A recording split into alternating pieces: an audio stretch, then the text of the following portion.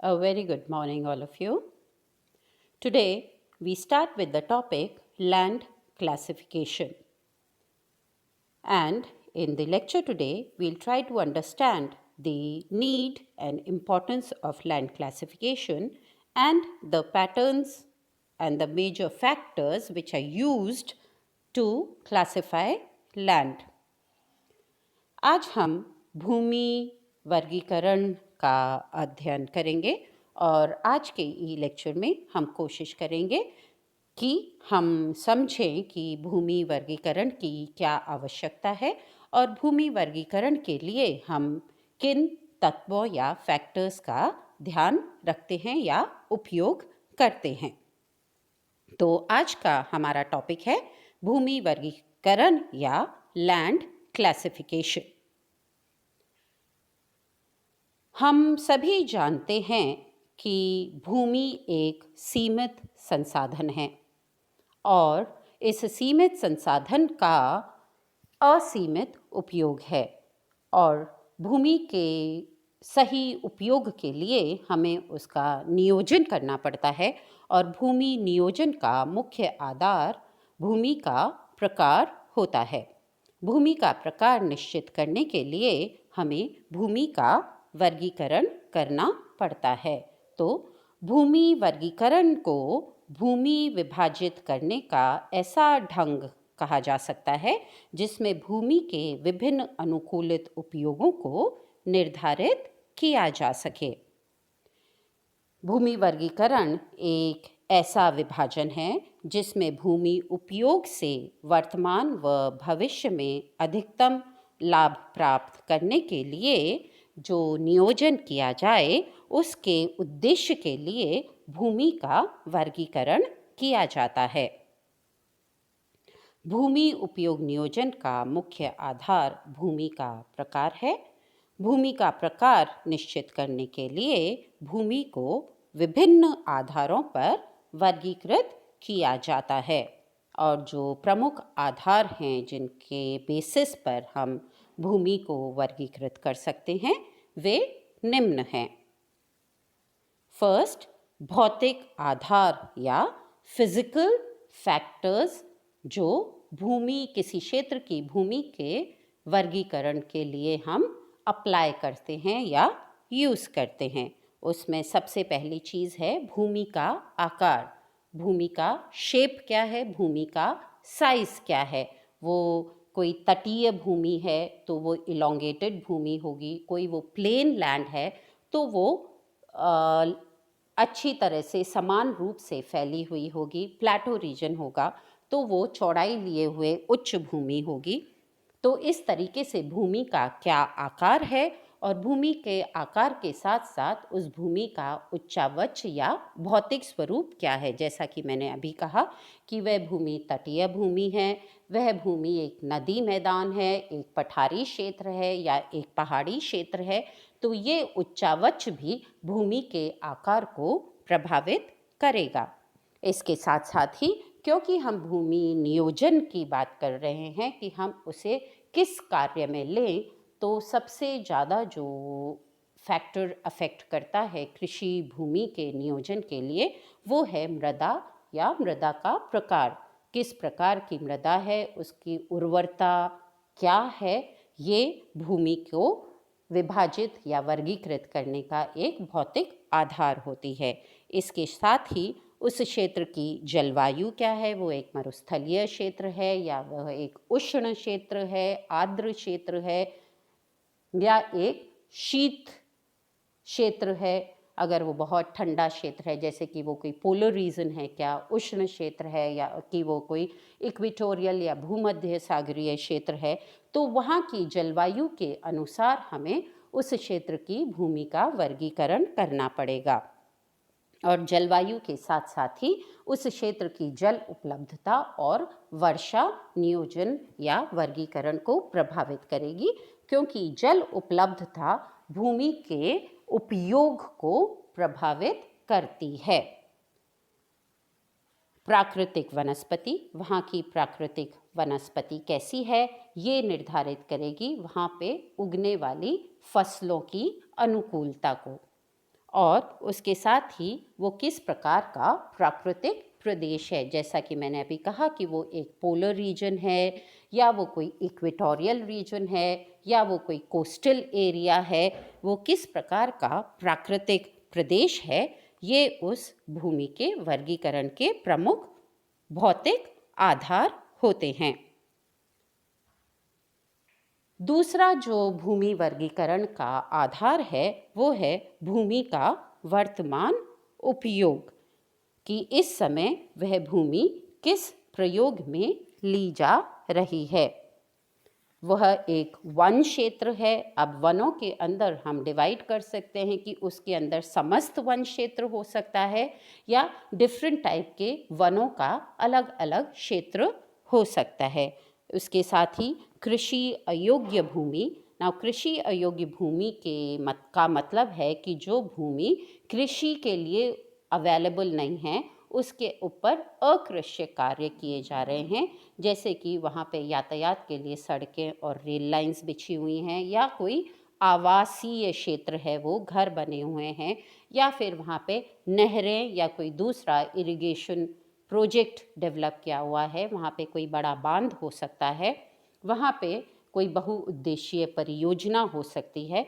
तो वो भूमि जो कि कृषि कार्यों के लिए उपयोग नहीं ली जा रही है और कोई अन्य कार्य के लिए वर्तमान में उपयोग ली जा रही है। इसके साथ ही भूमि पड़त भूमि है क्या? अब पड़त भूमि दो तरह की हो सकती है, जो कुछ टाइम के लिए पड़त भूमि छोड़ी जाती है, 1 साल या 2 साल के लिए, क्रॉप डाइवर्सिफिकेशन के लिए, या फिर वो कोई लंबी या अन्य प्रकार की पड़त भूमि है। इसके साथ ही जोत रहित भूमि हो सकती है, जहाँ पे कि चारागाह हो, या कि कोई बाग बगीचा या वृक्षों का झुंड डेवलप किया हुआ हो, तो वो जोत रहित भूमि है। पर वह भूमि किसी न किसी प्रकार की फसलों के या नेचुरल प्राकृतिक वनस्पति के लिए उपयोग की जा रही है। फिर हम कृषि भूमि लेते हैं, तो कृषि भूमि में वो वास्तविक बोया हुआ क्षेत्र है, नेट सोन एरिया है, या वो टोटल सोन एरिया है, या समस्त बोया गया क्षेत्र है, जिसके अंदर की हम दोहरी जोत भूमि को भी सम्मिलित करते हैं। तो भूमि वर्गीकरण का पहला जो फैक्टर हम यूज़ करते हैं वो है फिजिकल या उस भूमि के भौतिक स्वरूप, और दूसरा उसका वर्तमान भूमि उपयोग।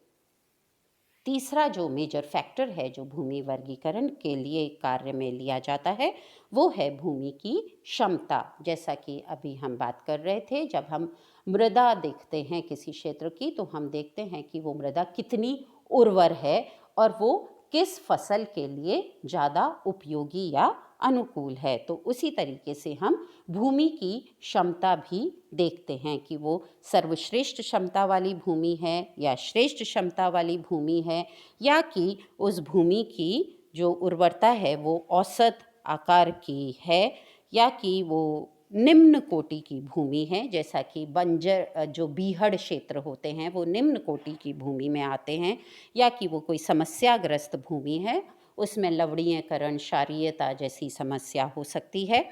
उसके साथ ही वहाँ का हमको ये भी देखना पड़ता है कि क्या वो कोई कैचमेंट एरिया है, या वो जल प्रवाह प्रबंधन क्षेत्र है, इरिगेशन के लिए हम उसका उपयोग कर रहे हैं। उसी के साथ ही क्या वो कोई नेचुरल हैबिटेट है, वहाँ के वन्य प्राणियों का स्पेसिफिक निश एरिया है। तो वर्तमान में उस भूमि की क्या क्षमता है, क्योंकि हम ये जान रहे हैं अब कि वन्य प्राणियों के लिए भी एक स्पेसिफिक निश एरिया चाहिए, जहाँ पे कि वो डेवलप करते हैं, ग्रो करते हैं। और अब हम कई तरीके के वन्य प्राणी योजनाएं भी स्टार्ट कर रहे हैं, जैसे कि हमारे यहाँ के विभिन्न टाइगर प्रोजेक्ट्स हैं या नेशनल पार्क्स हैं। तो वो उस भूमि की क्षमता किस प्रकार की है और किस कार्य के लिए वो अनुकूल है, यह भी उस भूमि के वर्गीकरण को प्रभावित करता है।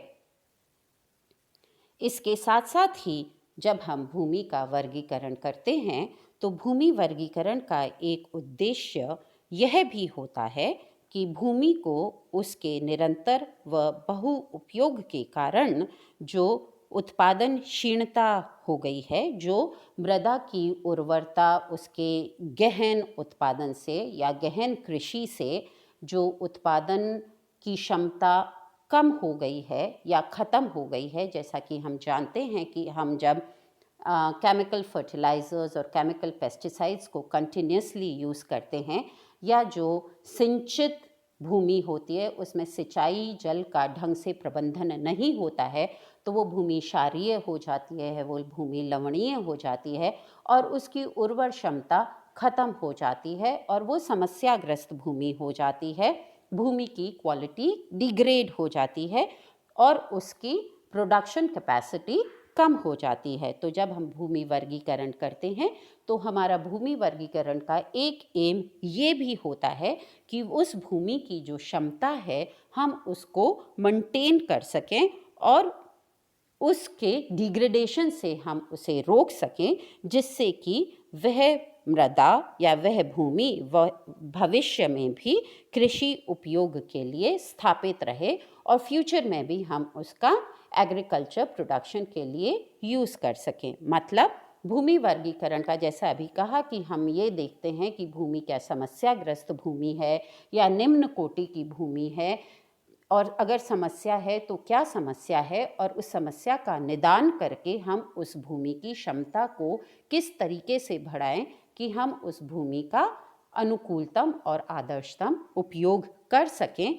यह भी भूमि वर्गीकरण का एक उद्देश्य होता है। भूमि वर्गीकरण को करते वक्त क्या प्रमुख समस्याएं आती हैं? भूमि वर्गीकरण के समय जो मेजर समस्याएं वर्गीकरण करने के लिए हमारे सामने आती हैं, उनमें ये है कि एक क्षेत्र में दो विपरीत गुणों वाली मृदाएं मिल सकती हैं, क्योंकि मृदाएं कोई एक सीमा के अंदर नहीं होती हैं। मृदाएं इंटरमिंगल्ड होती हैं और दो विपरीत प्रकार की मृदाएं उस क्षेत्र में मिल सकती हैं। तो अब हम इन दैट केस मृदाओं का कैसे वर्गीकरण करेंगे, मृदा क्षमता का कैसे वर्गीकरण करेंगे, ये एक समस्या आती है। दूसरी समस्या हमें आती है वो ये है कि कृषि तकनीक में निरंतर विकास हो रहा है। साइंस एंड टेक्नोलॉजी में जो डेवलपमेंट्स हो रहे हैं वो बहुत कंटिन्यूसली और बहुत फास्ट हो रहे हैं और उन डेवलपमेंट्स से जो प्रोडक्शन कैपेसिटी है लैंड की, वो प्रोडक्शन कैपेसिटी भी चेंज होती जाती है टेक्निक्स के अकॉर्डिंग। तो हम चेंजिंग टेक्नोलॉजीज़ के साथ साथ लैंड की जो कैपेसिटी है उसको मेजर करना भी एक समस्या हो जाती है। नाउ अगेन, जैसे साइंस और टेक्नोलॉजी में परिवर्तन आ रहे हैं, संचार साधनों में परिवर्तन आ रहे हैं और जो कृषक हैं वो शिक्षित होते जा रहे हैं, जब इंफॉर्मेशन बहुत एक्सटेंसिवली और बहुत इजीली अवेलेबल हो गई है, तो फार्म नियोजन, जो लैंड या एग्रीकल्चर का जो प्लानिंग है, जो नियोजन है, व्यक्तिगत खेत से लेकर के और क्षेत्रीय और नेशनल लेवल पे, उनमें भी चेंजेस आ रहे हैं। इसके साथ साथ ही हर क्षेत्र की अपनी पारिवारिक और सामाजिक भिन्नताएं होती हैं। तो किस हिसाब से हम उन भिन्नताओं को समायोजित करते हुए भूमि का वर्गीकरण करें। और ऐसे ही जो संस्थागत जो इंस्टीट्यूशनल फैक्टर्स हैं, जो आधारभूत संरचना है, इंफ्रास्ट्रक्चरल फैक्टर्स हैं, और सिमिलरली जो इकोनॉमिक, सोशल और पॉलिटिकल एनवायरनमेंट से संबंधित फैक्टर्स हैं, इनका मूल्यांकन कई बार कठिन हो जाता है क्योंकि इनके लॉन्ग टर्म इफ़ेक्ट्स होते हैं और वो इफ़ेक्ट्स इजीली मेजरेबल नहीं होते। तो ये सब समस्याएं जब हम किसी क्षेत्र की भूमि का वर्गीकरण करते हैं तो हमें झेलनी पड़ती हैं या हमारे सामने आती हैं।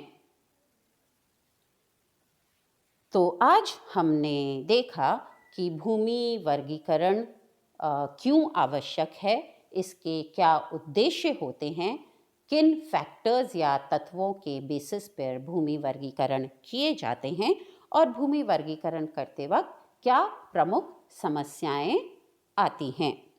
धन्यवाद। Today we studied the factors that are taken into consideration while land classification.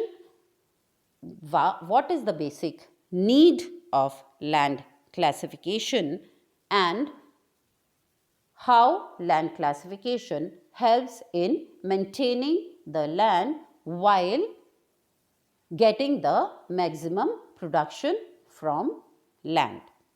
Thank you.